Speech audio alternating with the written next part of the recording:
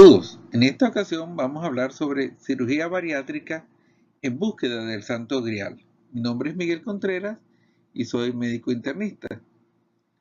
Antes de comenzar a hablar sobre cirugía bariátrica, quería invitarlos nuevamente a suscribirse al canal de YouTube de la fisiopatología a la práctica clínica y vamos a hablar sobre nuestros próximos 3 proyectos con este respecto. Un primer curso llamado Cardiometabolismo Translacional, un puente entre las ciencias básicas y el conocimiento clínico, en el cual trataríamos de dar al médico clínico las herramientas para entender los estudios de investigación, esencialmente hablando sobre genética cardiometabólica, epigenética, inmunología cardiometabólica, las plataformas y los ejes cardiometabólicos y las llamadas organoquinas. El segundo curso está dirigido esencialmente a estudiantes y médicos residentes y es de fisiopatología de las emergencias médicas.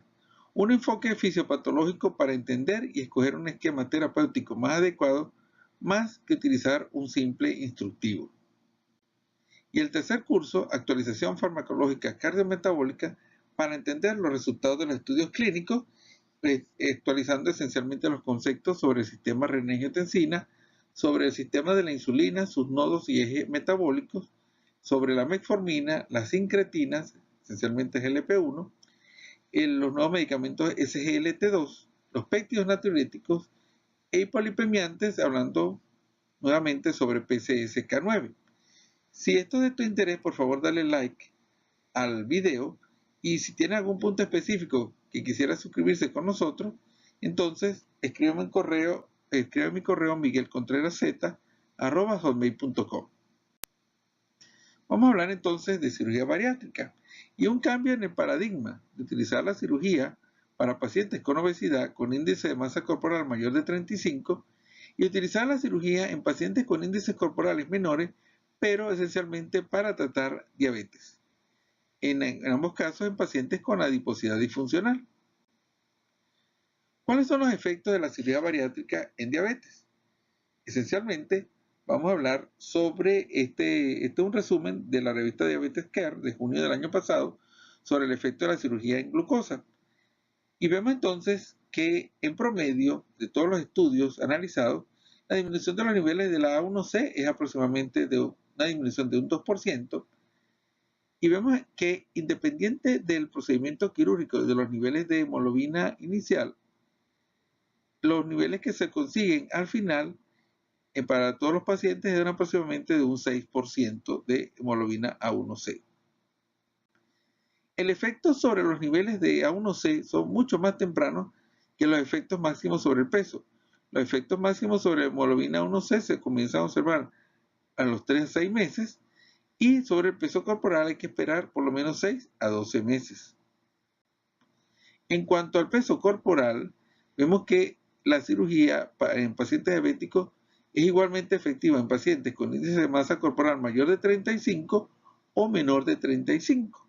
Como puede observarse en esta gráfica y en esta otra gráfica también se pueden ver que los dos puntos de más de 35 y menos de 35 están prácticamente unidos. Es decir, que es igualmente eficiente para los dos grupos de pacientes. Y en cuanto a remisión de los cuadros de diabetes, es decir, que los pacientes permanezcan sin tratamiento al término de 5 años, podemos ver que se logra una remisión de acuerdo al procedimiento quirúrgico de un 40 a un 60%.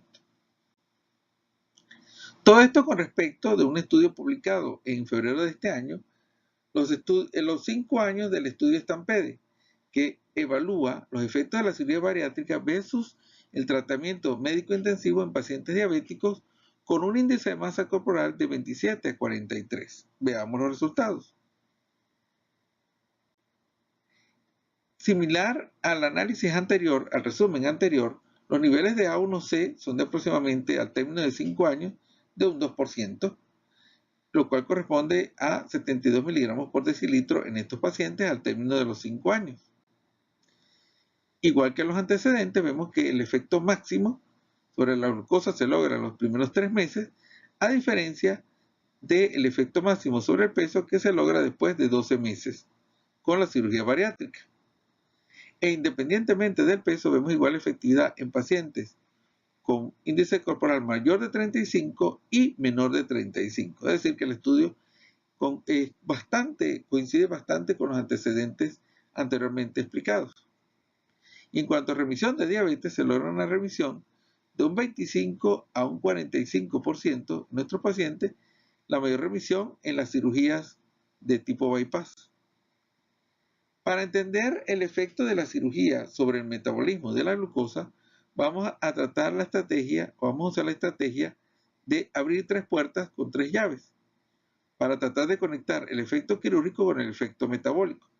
Y la primera puerta la vamos a llamar hiperplasia intestinal. Veamos en qué consisten los dos procedimientos quirúrgicos más populares o más efectivos en este momento sobre cirugía bariátrica: el bypass gástrico en Jet de Rux y la gastrectomía en manga. Para el bypass gástrico, el cirujano transforma la parte inicial del estómago en una pequeña bolsa gástrica que se conecta con la porción distal del intestino, constituyendo el llamado brazo de Rux.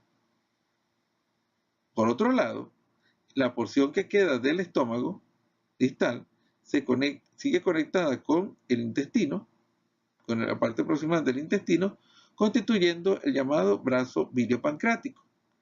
Tanto el brazo de Rux como el brazo biliopancreático van a unirse, constituyendo entonces el llamado brazo común. En la gastrectomía en manga, hay una parte del estómago que se remueve y la parte que queda se denomina manga gástrica.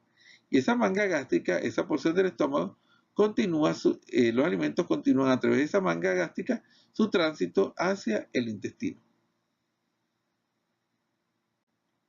¿Cuáles son los alimentos en los cuales difieren ambas cirugías y cuáles son los elementos que tienen en común ambas cirugías desde el punto de vista quirúrgico? La cirugía en bypass es única en el punto de la exclusión. Se excluye del tránsito digestivo a la porción inicial del intestino delgado. La gastrectomía en manga tiene como elemento esencial la remoción de una porción del estómago. Ambas cirugías tienen 3 elementos en común: la restricción calórica que se produce con la cirugía, el aumento del transporte de los ácidos biliares y un vaciado rápido de nutrientes al intestino delgado. En cuanto a la homeostasis de la glucosa, ambas cirugías tienen los siguientes elementos en común: disminución de la gluconeogénesis hepática, aumento de la función beta pancreática, aumento de la sensibilidad a la insulina y aumento de la captación de glucosa tanto a nivel muscular como adipositario.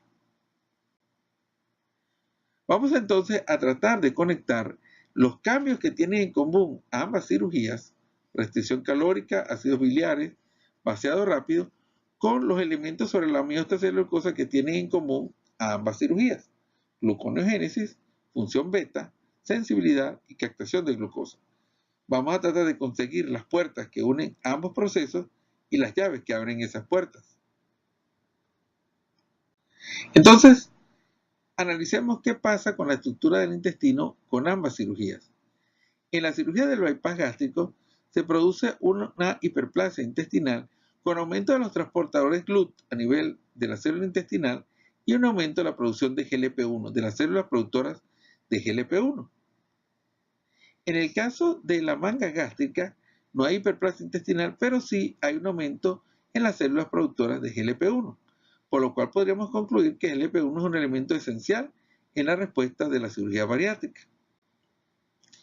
¿Qué hace GLP-1? Esencialmente GLP-1 va a aumentar la función beta pancreática, va a disminuir la gluconeogénesis hepática, va a aumentar la captación de glucosa muscular y adipositaria y disminuye la ingesta de alimentos a nivel central.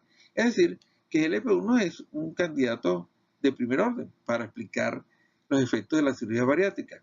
Pero ¿basta solamente GLP-1 para explicar los efectos de la cirugía? Veamos este estudio experimental en ratoncitos, publicado en el 2014, sobre el efecto de la cirugía y de los modelos genéticos en el GLP-1 y la respuesta intestinal. Por ejemplo, la cirugía bariátrica aumenta los niveles de GLP-1 en el animal de experimentación.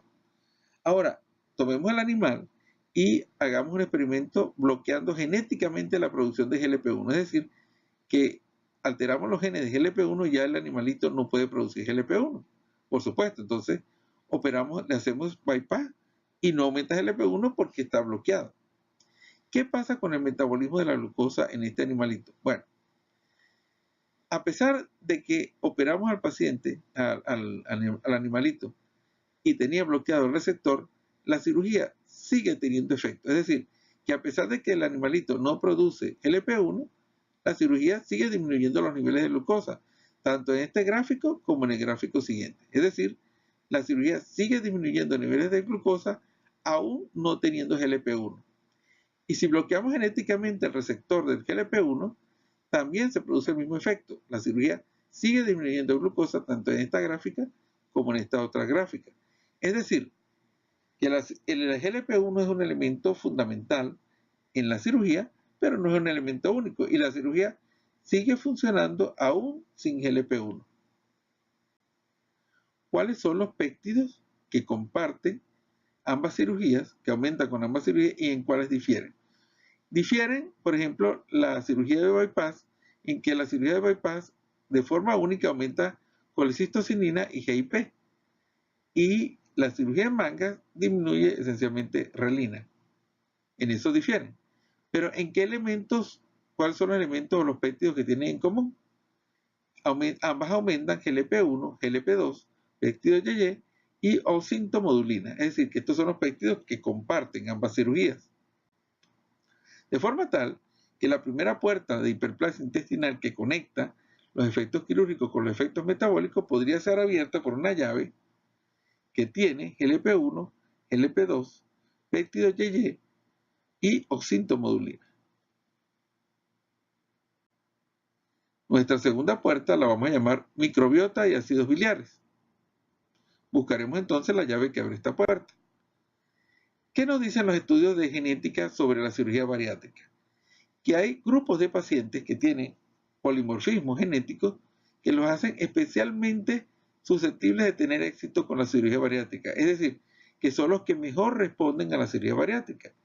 Y ese polimorfismo está localizado en una vía llamada el receptor farnesoide FGXR. Y a este eje activado por este receptor lo vamos a llamar el eje microbiota, ácidos biliares, receptor farnesoide, factor de crecimiento 19. Es decir, toda esta sustancia está implicada en una vía nueva que es activada por la cirugía bariátrica. Veamos en detalle. Este es un estudio en pacientes evaluando cómo es la microbiota en obesidad y cómo cambia esa microbiota tanto en la cirugía de bypass como en la cirugía de manga. Es decir, cuáles son los cambios en la microbiota que se producen con la cirugía y cuáles son esos cambios en la microbiota que inducen disminución de peso. Aquí tenemos los cambios en la microbiota en la cirugía bariátrica y vemos que en la cirugía bariátrica los pacientes tanto en la cirugía de manga, en bypass como en la de manga, tienen mayor diversidad y mayor grupo de familias de microbiota que los pacientes con obesidad, que tienen mucha menor diversidad. Específicamente, grupos familiares que son elevados, cuya presencia es elevada por la cirugía bariátrica. Esa activación, esas familias de microbiota van a actuar sobre los ácidos biliares, favoreciendo la producción de ácidos biliares secundarios. Vemos aquí cómo aumentan los ácidos biliares secundarios en los pacientes con cirugía, a diferencia de los pacientes obesos. Es decir, entonces, en primer lugar, aumenta la diversidad de las familias de la microbiota que activan la producción de ácidos biliares secundarios. Posteriormente, esos ácidos biliares van a activar un factor de crecimiento llamado FGF19 y ese factor de crecimiento va a actuar sobre el peso, favoreciendo la disminución de peso en este estudio. Veamos entonces ahora con más detalle cuál es el mecanismo activado en la cirugía bariátrica. Tenemos acá los ácidos biliares primarios. Esos ácidos biliares primarios en condiciones normales, en pacientes sanos y en pacientes con cirugía, esos ácidos biliares van a ser captados por la microbiota, esencialmente por una familia llamada Bacteroidetes, para producir ácidos biliares secundarios. Es decir, los ácidos biliares primarios son captados por bacteroidetes y transformados en ácidos biliares secundarios. Esos ácidos biliares secundarios se van a unir a un receptor de ácidos biliares llamado TGR5. Y ese receptor entonces va a activar la producción de GLP-1 a nivel del enterocito, en primer lugar. En segundo lugar, los ácidos biliares secundarios van a actuar sobre un receptor farnesoide llamado FXR, y al unirse a ese receptor van a producir una sustancia, un factor de crecimiento llamado FGF19. Resumimos entonces, en condiciones de pacientes delgados o en pacientes sometidos a cirugía, la familia Bacteroidetes transforma los ácidos biliares primarios en secundarios, los cuales tienen la capacidad de producir GLP-1 y activar una vía de un factor de crecimiento llamado FGF19. En los pacientes obesos hay menor cantidad de bacteroidetes, pero hay mayor presencia de un grupo llamado Firmicutes en la microbiota. Ese tipo de microbiota es menos efectiva en transformar los ácidos biliares primarios en secundarios. Hay menor cantidad de ácidos biliares secundarios, los cuales no pueden unirse al receptor TGR5, disminuyendo entonces la producción de GLP-1, y a su vez esos ácidos biliares secundarios no pueden activar el receptor farnesoide y no pueden producir el factor FGF19. En pacientes obesos entonces hay mayor cantidad de Firmicutes, menor cantidad de la familia Bacteroidetes, y entonces hay menor cantidad de ácidos biliares secundarios, hay esencialmente ácidos biliares primarios, los cuales van a activar muy pobremente el TGR5 y el receptor farnesoide, produciendo menores cantidades de GLP-1 y de el FGF19. En los pacientes sometidos a cirugía, aumenta la diversidad de la microbiota, hay mayor cantidad de bacteroidetes, mayor cantidad de ácidos biliares secundarios, y esos ácidos biliares secundarios entonces van a activar, como dijimos, el TGR5 y el factor farnesoide, produciendo mayor cantidad de GLP-1 y FGF19. Dijimos que TGR5 entonces es un receptor de ácidos biliares. Cuando se activa, favorece la producción de GLP-1, y ya vimos anteriormente cuáles son los efectos de GLP-1 sobre la homeostasis de la glucosa. Por otro lado, los ácidos biliares activan el receptor farnesoide FXR. Ese receptor farnesoide activado favorece la producción del factor de crecimiento FGF19.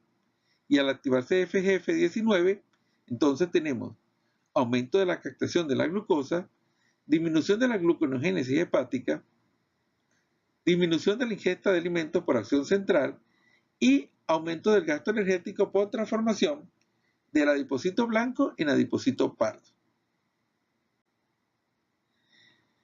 Veamos con más detalle cuál es la acción de la cirugía bariátrica sobre el páncreas para explicar el efecto de remisión de la diabetes. Y entonces tenemos que la cirugía bariátrica, por el efecto anteriormente nombrado de la microbiota, activaría dos vías. La vía del TGR5, del receptor de ácidos biliares, el cual va a transformar a la célula alfa que inicialmente producía glucagón en una célula alfa que inicialmente producía glucagón, la va a transformar en una célula que va a producir GLP-1 a través de la activación de un sistema llamado proconvertasa 1,3. Entonces, por efecto de la cirugía, la célula alfa deja de producir glucagón y produce más GLP-1. Y ese GLP-1 va a actuar sobre la célula beta produciendo insulina. A su vez, independientemente de esta vía, la cirugía bariátrica va a actuar sobre el receptor farnesoide, que actúa directamente sobre la célula beta, favoreciendo la producción de insulina. Es decir, que a través de dos vías, la vía de transformar la célula alfa de glucagón a célula alfa que produce GLP-1 y a través de la activación directa de la célula beta, favorecemos la producción de la insulina y la remisión del cuadro de diabetes. Entonces, la segunda llave que abre la puerta de la microbiota y los ácidos biliares estaría constituida por el receptor TGR5, el receptor farnesoide, el factor de crecimiento FGF19 y GLP-1. Nuestra tercera puerta la llamaríamos la puerta de la decretina o de la teoría del Foregut. Se ha determinado que a medida que hay mayor nivel de reposo intestinal, es decir, mayor exclusión de la porción inicial del intestino, entonces se va a favorecer la remisión de la diabetes. Es decir, que si los alimentos no pasan por esa porción inicial del intestino, eso favorece la remisión del cuadro de diabetes. Es decir, entonces plantearíamos la posibilidad de que en el intestino proximal, que es excluido, lo que se llama la teoría del Foregut, existe una sustancia llamada decretina. Esa sustancia, al contrario de las incretinas, va a favorecer el desarrollo de diabetes.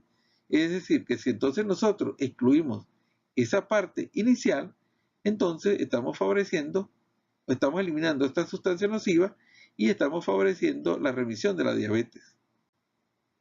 Esa sustancia decretina, entonces, de forma teórica, disminuiría la producción de insulina porque produce un bloqueo sobre la célula beta y se necesitan mayores cantidades de glucosa para producir la misma insulina.